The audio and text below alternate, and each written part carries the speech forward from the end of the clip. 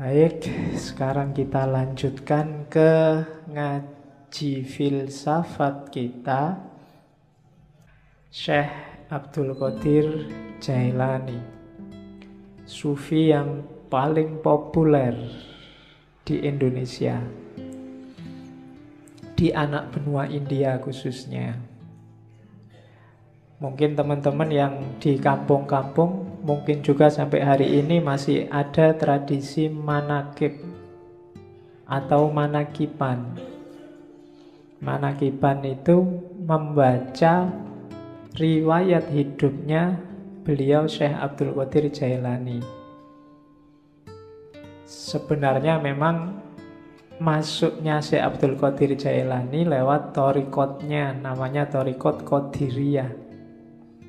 Tapi uniknya di Indonesia itu manakiban itu tidak cuma untuk ahli thariqah Qadiriyah. Biasanya di kampung-kampung oleh kiainya ya semua ikut. Pokoknya manakiban. Meskipun hari ini banyak yang nyinyir terhadap manakib. Ada yang bilang bid'ah lah, ada yang bilang banyak hurufatnya lah, macam-macam. Biarlah yang nyinyir dengan kenyinyirannya. Kalau dibantah ya mudah gegeran.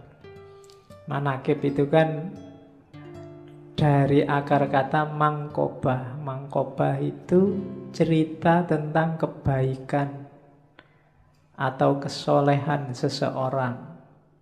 Jadi manakib itu hanya untuk orang-orang baik.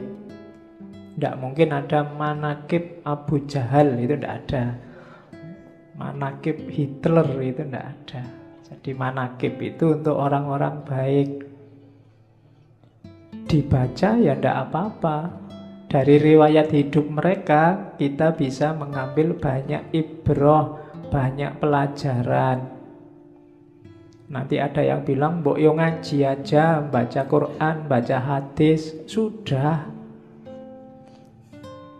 Yo ngaji ya, baca hadis iya, baca manakib iya, kan tidak apa-apa.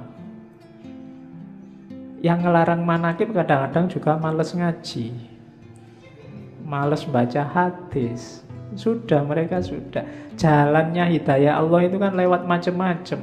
Kita kejar dari semua jalur. Entah nanti datangnya lewat mana. Mungkin baca Quran, baca hadis tidak paham-paham, diinspirasi oleh riwayat hidupnya para wali, orang-orang suci, terus terbuka kesadarannya, kan mungkin saja. Jadi itu. Jadi tidak usah galau kalau ada yang kritik-kritik. Ya yang kritik silahkan jalan dengan jalurnya sendiri, kita punya jalur sendiri.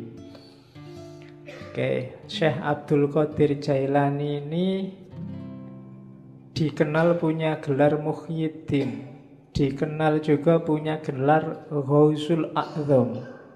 Ghausul A'zam itu penolong besar.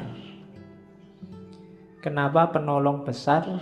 Ya karena ajaran-ajarannya membuat kita sadar terus selamat di akhirat. Akhirat itu kan urusan besar.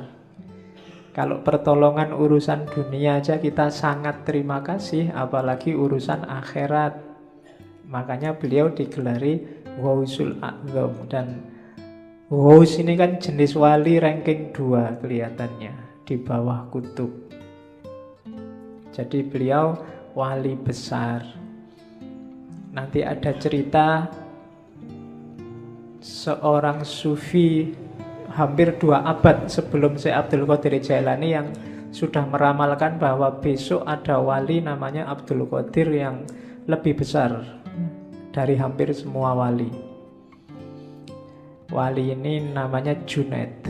Jadi Syekh Junaid ini satu ketika waktu pengajian kayak gini tiba-tiba ekstase terus teriak-teriak. Kakinya ada di pundakku. Kakinya ada di pundakku. Murid-muridnya heran, ini guruku ini piye to ngaji kok tiba-tiba ngomong kakinya di pundakku. Ternyata setelah ditanya, apa tuh guru maksudnya? Oh enggak, tadi aku dapat penglihatan bahwa besok akan ada wali besar namanya Abdul Qadir. Dan kakinya ada di atas pundak semua wali. Nah, itu ceritanya Junaid. Dan beliau, Syekh Abdul Qadir Jailani ini masih apa ya, kalau di Indonesia disebut Habib mungkin ya. Karena ayahnya keturunan Hasan, ibunya keturunan Husain. Jadi dua jalur. Dia termasuk Hasaniyin dan Husainiyin.